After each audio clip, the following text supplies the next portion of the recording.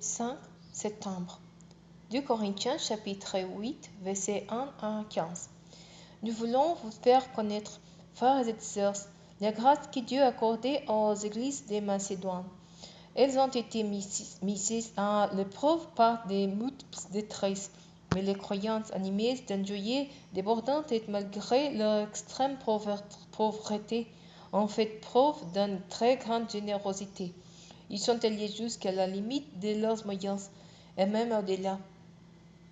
J'en suis témoin, spontanément et avec une vive insistance.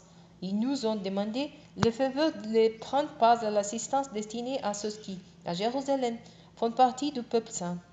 Dépassant toutes nos espérances, ils se sont tout d'abord donnés eux-mêmes au Seigneur et ensuite, conformément à la volonté de Dieu, ils se sont mis à notre disposition.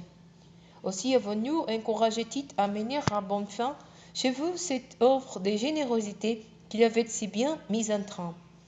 Vous êtes riches dans tous les domaines, qu'il s'agisse de la foi, de la parole ou de la connaissance, de zèle, en toutes choses, ou de l'amour qui, de notre cœur, a gagné le vôtre. Cherchez donc aussi à exceller dans cette œuvre de générosité. Ce n'est pas un ordre que je vous donne, mais en mentionnant les îles que d'autres ont déployées. Je cherche à éprouver l'authenticité de votre amour, car vous savez comment notre Seigneur Jésus-Christ a manifesté sa grâce avec nous.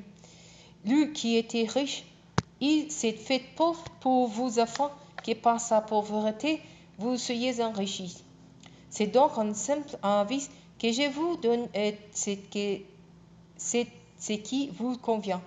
En effet, n'avez-vous pas été les premiers de l'an dernier, non seulement à agir, mais à prendre l'initiative de ces projets?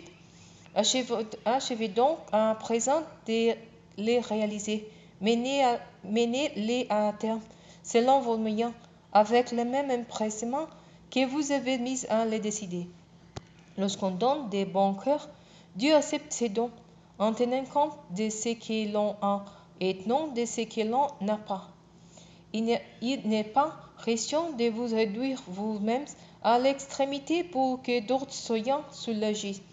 Il s'agit simplement de suivre les principes de l'égalité. Dans la circonstance présente, par votre superflu, vous pouvez venir en aide à ceux qui sont dans les besoins.